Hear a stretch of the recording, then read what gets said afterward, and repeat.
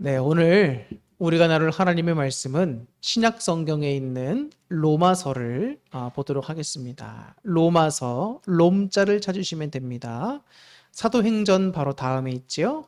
로마서 12장 1절과 2절, 우리 두 절만 나누도록 하겠습니다.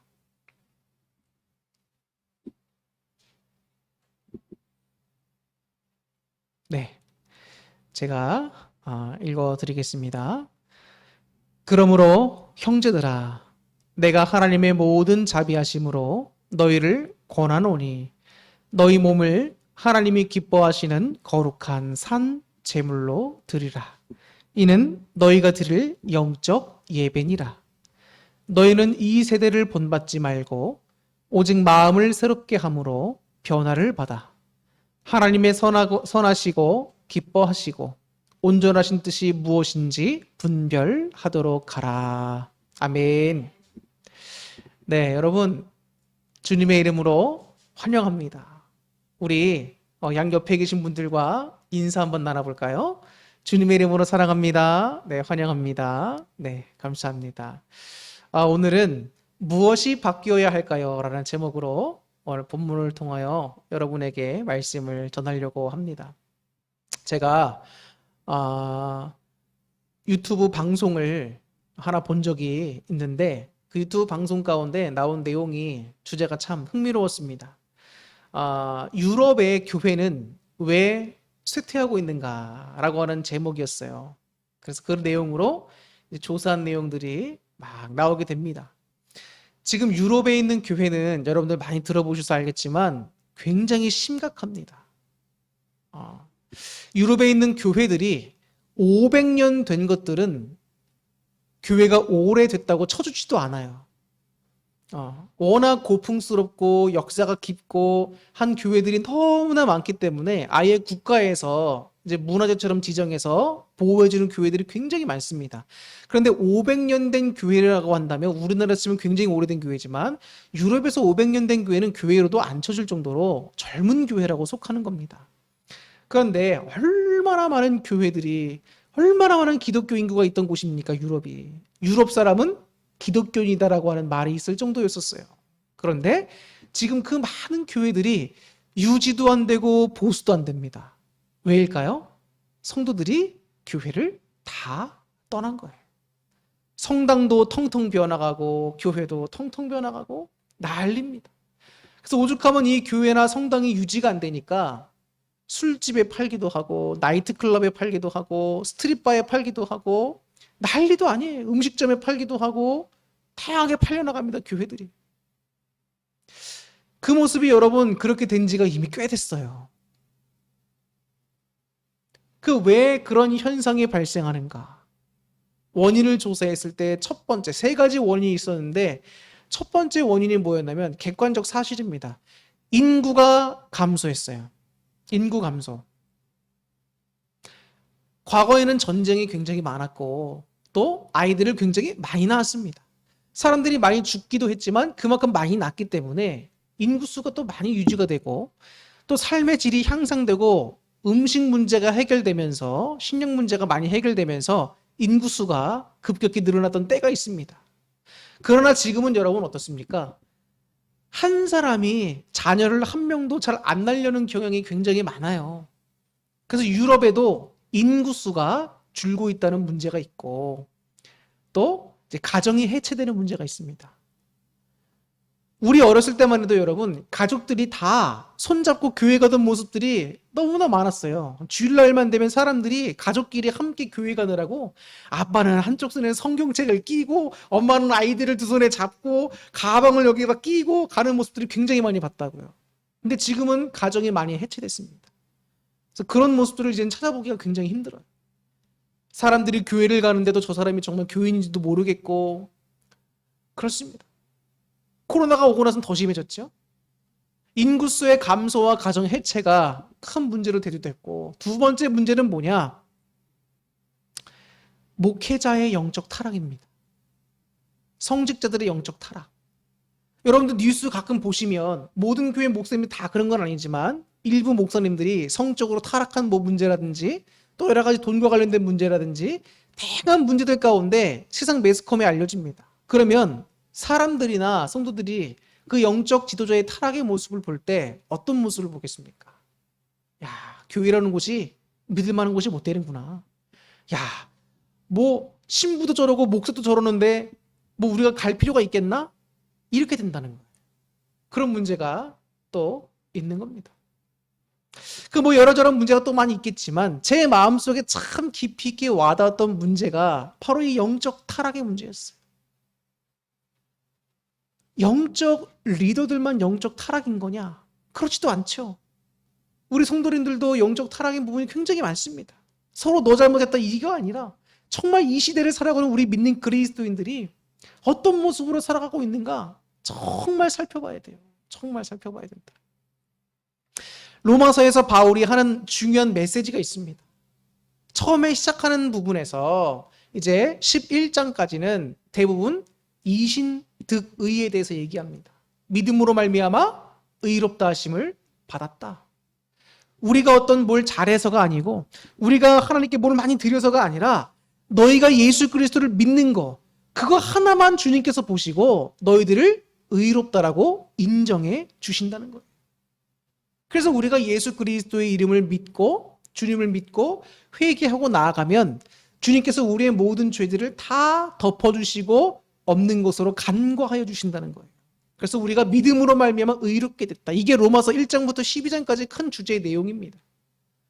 그러면 우리가 지금 읽은 본문 12장부터 15장까지 무슨 내용이 이어지냐면 그러면 칭의를 받은 우리는 어떤 삶을 살아야 하는가? 그리스도인의 실천적 윤리에 초점이 맞춰져 있습니다. 그리스도는 어떤 삶을 살아가야 됩니까? 어떤 윤리 기준을 가지고 살아가야 됩니까? 어떤 모습으로 삶에 나타나야 합니까? 이런 주제가 나타나 있다는 거예요. 크게. 목사는 목사로 세워진 만큼 또 더 열심히 해야 되겠지만 우리 성도님들은 성도라고 하는 이름이 붙여진 사람들입니다. 성도는 뭔가요?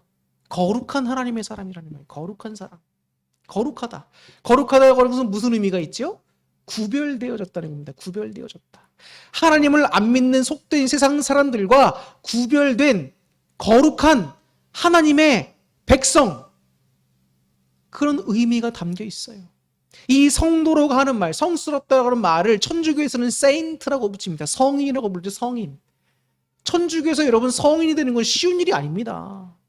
근데 여러분들은 교회에 와서 하나님을 믿고 거룩하게 구별됐다는 거 이유로 여러분들을 세인트라고 하는 성도라고 하는 이름이 붙여지는 거예요. 여러분들 호칭이 얼마나 대단한 건지 모릅니다. 여러분 성도 하니까 그냥 별거 아닌 것 같지 생각할 수 있지만 엄청난 의미가 담겨 있는 거예요. 하나님의 백성이라는 것 자체가 엄청난 의미 아닙니까? 그런데 오늘 바울도 우리에게 이야기하는 거예요. 그러면 하나님의 백성이 되고 의롭다 칭함받은 우리는 어떠한 기독교 윤리관을 가지고 어떤 모습으로 살아가야 되냐 그런 말씀을 우리에게 주고 있는 겁니다. 그러면서 특별히 바울이 이 12장 1절에서 명령조로 얘기하지 않아요. 당신 이렇게 해야 해 이게 아니라 성도님 이렇게 해야 합니다. 권유하는 말로 하고 있는 겁니다. 왜일까요? 왜일까요? 목사는 여러분 완벽합니까? 아니죠. 여러분도 너무 잘 아시죠? 어떤 한 장로님이 그러시더라고요. 아, 목사에게 어떻게 돈을 다 맡깁니까? 목사도 사람인데. 그런 얘기를 하더라고요. 물론 저도 이해를 합니다. 그런데 목사가 뭐 교회들을 막 다 횡령하는 것도 아니고 막 쓰는 것도 아니지 않습니까? 여러분들이 헌금하는 돈 다 교회 돈이지 목사 돈 아닙니다. 목사가 막 쓸 수 있는 거 아니에요. 목사는 교회에서 받는 사례비만 받는 겁니다. 아시죠? 목사를 일부러 여러분 막 그렇게 나쁘게 볼 필요는 없어요. 그런데 중요한 건 뭡니까? 목사도 주님 나라 갈 때까지 평생을 믿음의 훈련을 하며 성숙되어져 가는 과정을 거쳐가는 사람이라는 것을 놓치면 안 돼요. 그 말은 뭡니까? 목사뿐만 아니라 우리 믿는 여러분 한 분 한 분도 주님 나라 갈 때까지 계속 믿음이 성장되고 삶에서 순화되어져 가야 되고 다듬어져 가야 되는 사람들이라는 사실을 항상 잊으면 안 돼요. 그 말은 뭡니까? 성도님들이나 목사나 누구나 우리 믿는 사람들은 다 주님 안에서 성숙되어져 가고 있는 사람들이다. 성장되어져 가고 있는 사람들이다. 이렇게 보시면 된다는 거예요. 그렇기 때문에 바울도 역시 자신도 마찬가지로 이 편지를 읽을 로마 성도들과 마찬가지 자신도 성장해가는 사람이라는 거예요. 나는 곤고한 사람이라는 겁니다. 이 사망하면서 나를 구원해 줄 수 있는 자가 누구냐? 예수 그리스도밖에 없다. 그 사실을 이야기하면서 부드럽게 권면하면서 우리 함께 해나갑시다. 이런 말을 하고 있는 겁니다. 우리 함께.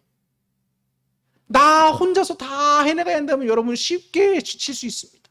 근데 우리는 혼자가 아니잖아요. 우리입니다. 우리. 예수님 안에서 우리라고 하는 우리 공동체, 우리 어울림 공동체. 여러분, 우리 함께 그리스도인답게 변화된 삶을 삽시다. 아멘? 자, 1절을 보겠습니다. 1절을 바울이 뭐라고 얘기하고 있습니까? 그러므로 형제들아, 내가 하나님의 모든 자비하시면 너희를 권한다. 뭘 권하는 겁니까? 너희 몸을 하나님이 기뻐하시는 거룩한 산 제사로 드리라. 이게 믿는 자들이 해야 할 첫 번째입니다. 너희 몸을 하나님의 거룩한 산 제물로 드리라는 겁니다.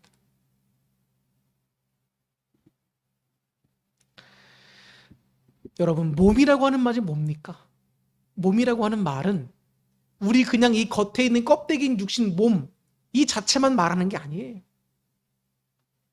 내 영혼과 내 육신과 나라고 하는 전 인격과 나라고 하는 이 행위 주체인 행위 객체인 나라고 하는 이 온 사람 이 자체를 하나님께 제물로 봉헌한다는 겁니다. 봉헌한다.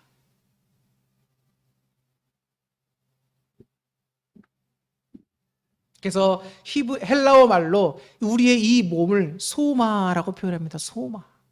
우리의 전 인격, 우리의 전인을 하나님께 온전히 제물로 봉헌한다. 이것이 바로 뭐다? 하나님께 우리가 드려야 할 영적 예배다. 영적 예배다.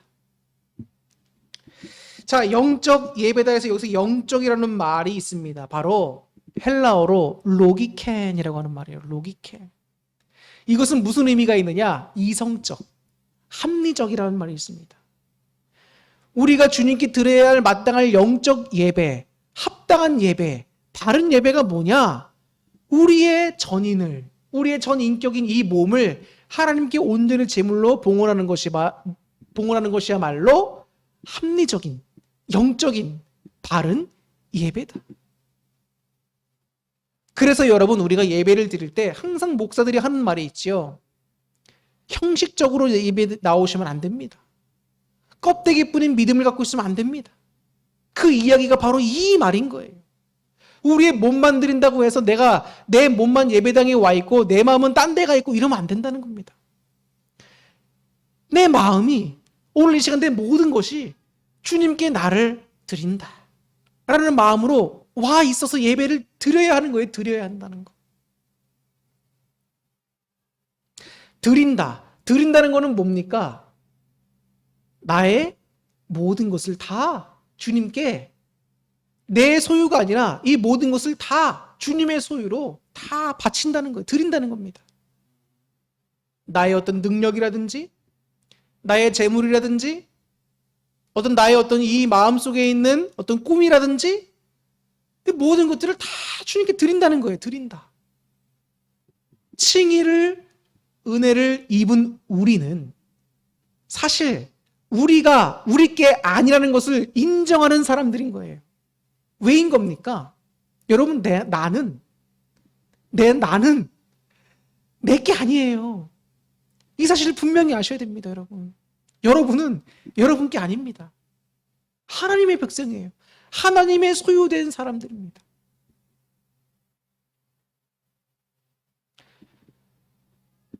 우리가 어떻게 창조가 되었고 어떻게 생명을 얻었으며 어떻게 하나님의 백성된 사람인지를 안다면 또 나와 같은 죄인이 어떻게 은혜를 입어 의롭다고 인정을 받았는지를 안다면 우리는 나는 내 겁니다. 이렇게 말할 수가 없는 거예요. 예수 그리스도의 피값으로 우리는 모두 하나님께서 사신 자가 된 겁니다. 우리 모두가 다 주님 겁니다. 그러면 의롭다라고 인정받은 하나님의 백성인 우리, 성도인 우리는 어떠한 삶을 살아야 합니까? 하나님의 백성인 합당하게 우리는 살아야 된다는 거예요. 그렇게 살아야 된다.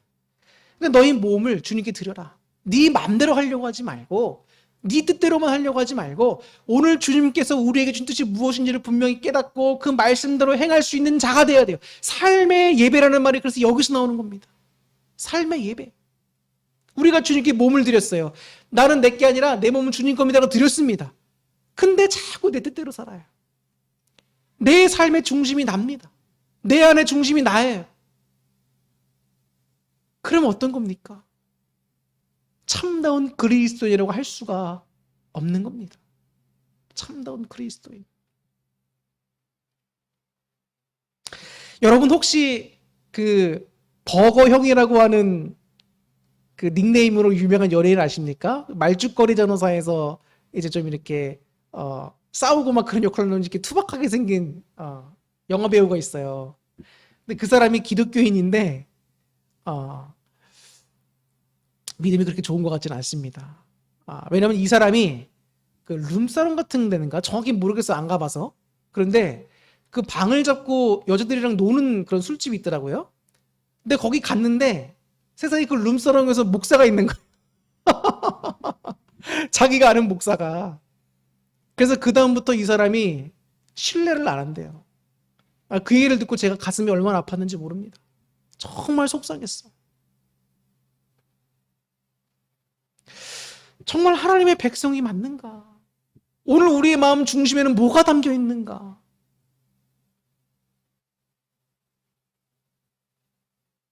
정말 제가 지금도 눈물이 날라가요. 너무 속이 상해가지고.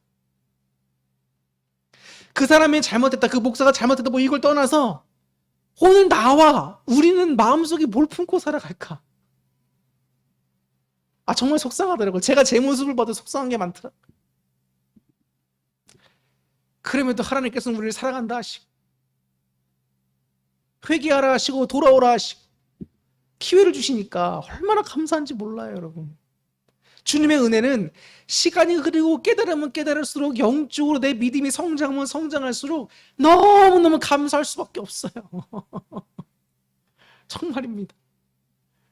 예수님을 믿는다고 하는데 예수 그리스도가 십자가에 달려 돌아가신 게 다 우리 사랑하셔서 그런다는 건데 그런 것이 믿어지지 않고 깨달아지지 않고 마음에 안 와닿는 것은 여러분 아직 믿음의 성장할 길이 먼 거예요. 그렇다고 내 노력만으로 여러분 깨달을 수가 없습니다. 하나님의 은혜는. 기도하면서 성장하고 성령 충만함이 임할 때에 자연스럽게 하나님께서 깨닫게 해주시는 그 은혜가 있어요.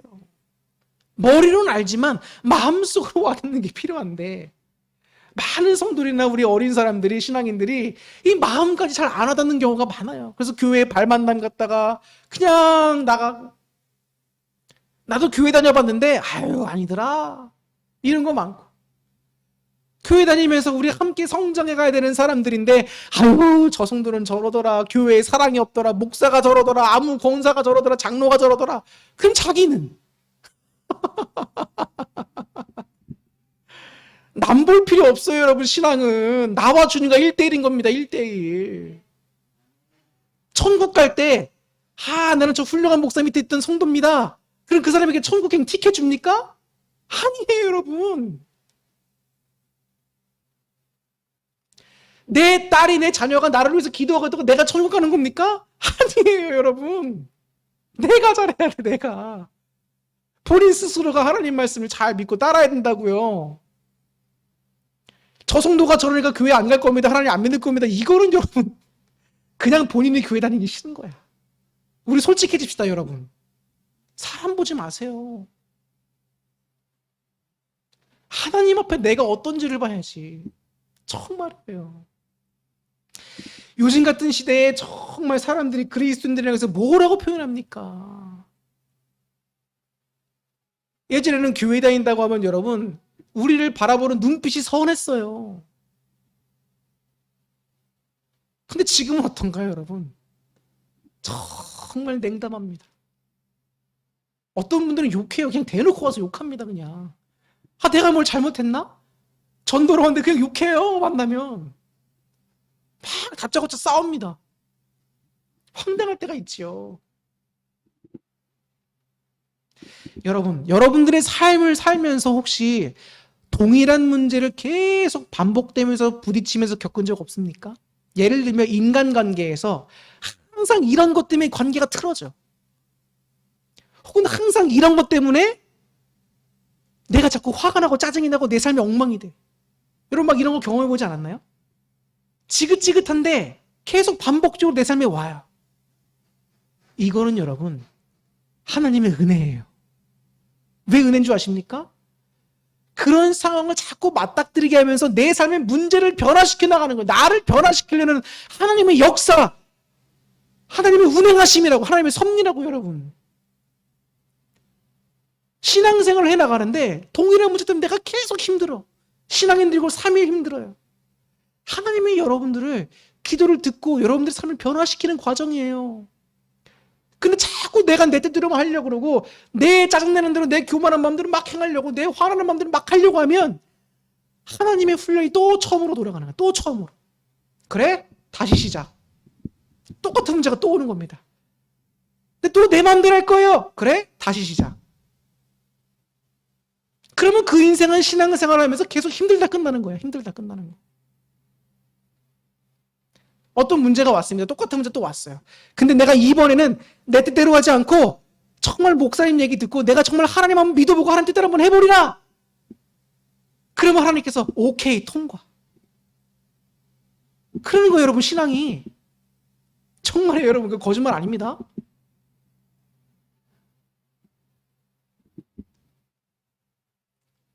주님께서 이스라엘 백성들을 출애굽 시켜주시잖아요. 근데 이 출애굽 시켜주셨습니다. 근데 엘림에 머물렀다가 이제 이동하면서 신 광야라는 곳으로 가요. 근데 여러분 광야는 여러분 먹을 게 뭐가 있습니까? 물이 있습니까? 뭐가 있어요? 근데 백성이 배고프고 지치기도 하고 막 짜증이 나니까 출애굽한 지 2달하고도 15일째가 되는 때예요. 2달하고 15일을 여러분 광야에 생활한다고 생각해 보세요. 힘들죠. 불평이 나올 수 있어요. 근데 그들이 불평합니다. 내가 애굽에 있을 때는 말이야 이렇게 고기도 잘 먹고 그랬는데 이거 광야에 주님 따라 나와서 이게 뭐 하는 거냐 이거. 고기도 못 먹고 힘들다. 막 원망과 불평하는 거예요. 그러니까 하나님께서 그 원망과 불평을 들으십니다. 하나님께서 들으셨어요. 그리고 하나님께서 그 불평과 원망을 들으셨음에도 불구하고 그들에게 만나와 메추라기를 주시는 겁니다.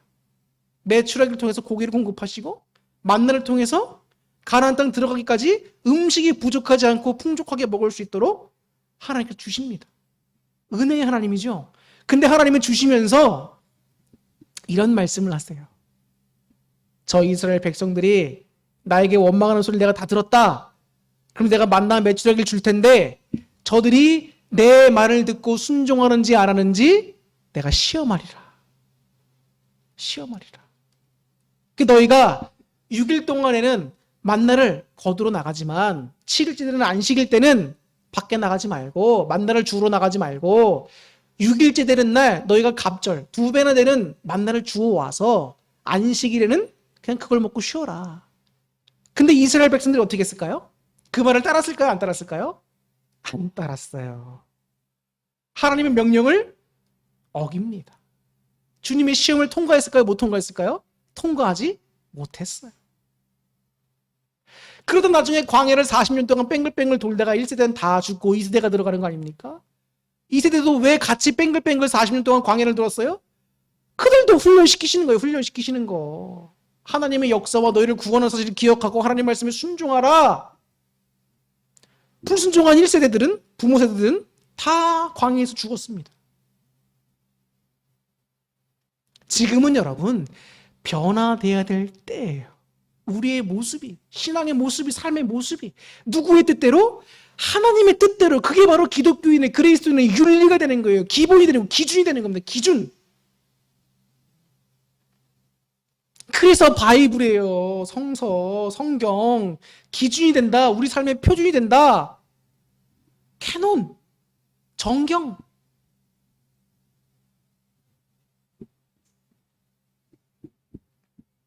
우리 몸을 드려라. 너희의 전인격, 너희의 모든 것을 하나님께 드려라. 그게 바로 믿는 그리스도로서 마땅한 합당한 영적 예배다. 이 말이 1절이에요. 그리고 2절을 볼까요? 2절을 보면 뭐라고 나와 있죠? 너희는 믿는 그리스도인 너희는 어떻게 살아야 되는가? 이 세대를 본받지 말아야 한다는 겁니다. 이 세대를 본받지 말라. 본받는다는 건 뭡니까? 따라간다는 거예요. 그 모습과 흡사하게 되도록 그 모양을 따라간다.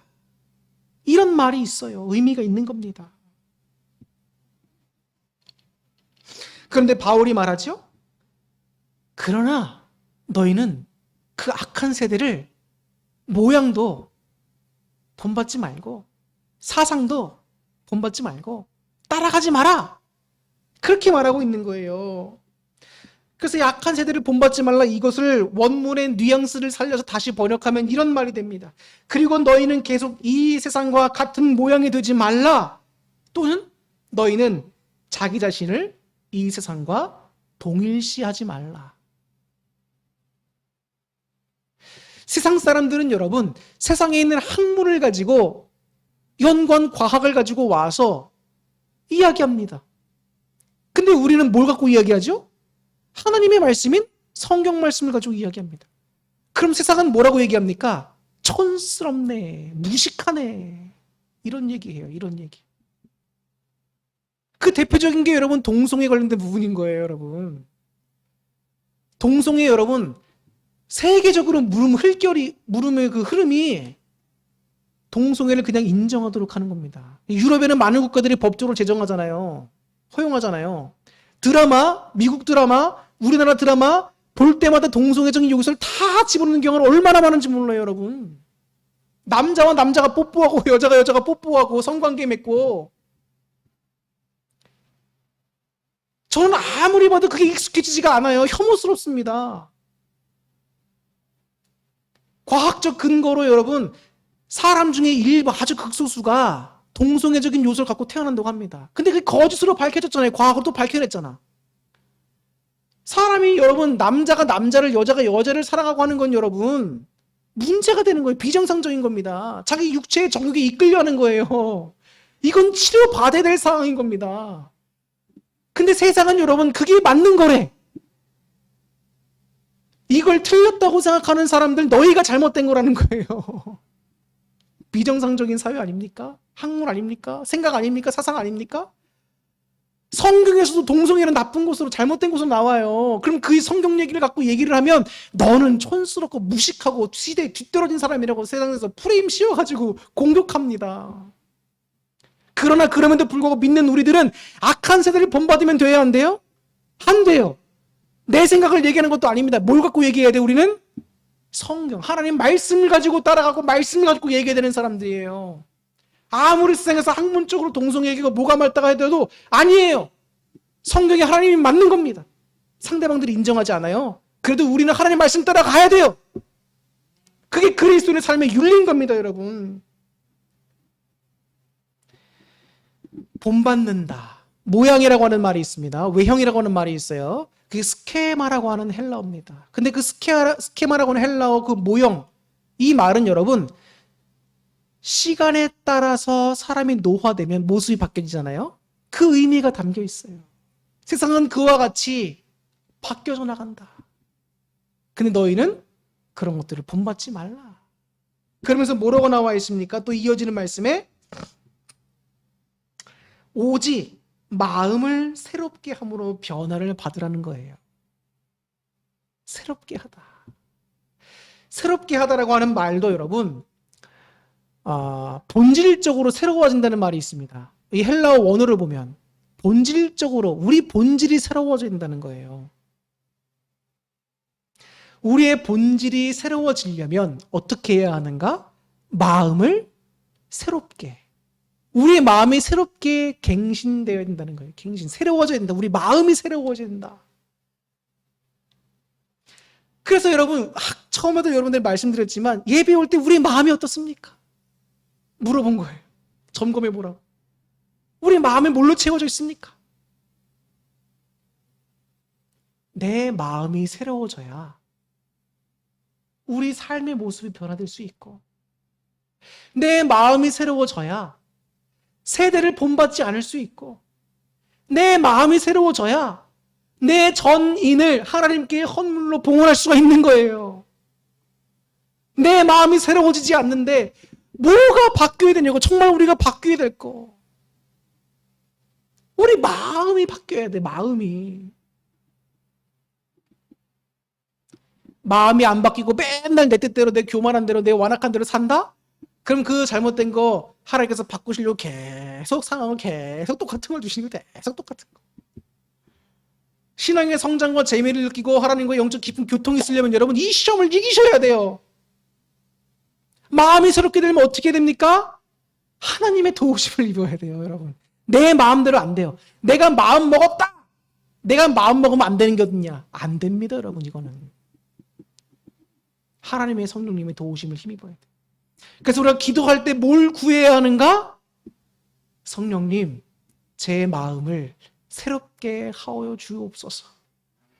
하나님 뜻대로 새롭게 하여 주옵소서. 나를 변화시키고 내 몸을 온전히 주님께 드려 영적 예배를 드리게 하시며 그리스도인답게 삶과 신앙에 살게 하여 주옵소서. 이런 기도가 우린 늘 있어야 합니다. 설교가 많이 길어졌죠? 이제 마칠 겁니다. 오늘 주님께서 종을 통하여 여러분들에게 주시는 말씀, 많은 말씀을 드렸지만 결론은 하나입니다. 마음을 새롭게 될 수 있도록 하나님께 도움을 구하라. 설교의 핵심입니다. 여러분 마음이 새로워질 때 어떻게 된다? 그제서야 우리의 신앙과 삶이 변화된다. 이 시험을 여러분 통과해서 더 성숙된 신앙과 삶으로 하나님께 영광을 올려드리시고 여러분은 복과 은혜를 누릴 수 있는 삶을 사실 수 있기를 주님의 이름으로 간절히 축원합니다. 기도하겠습니다.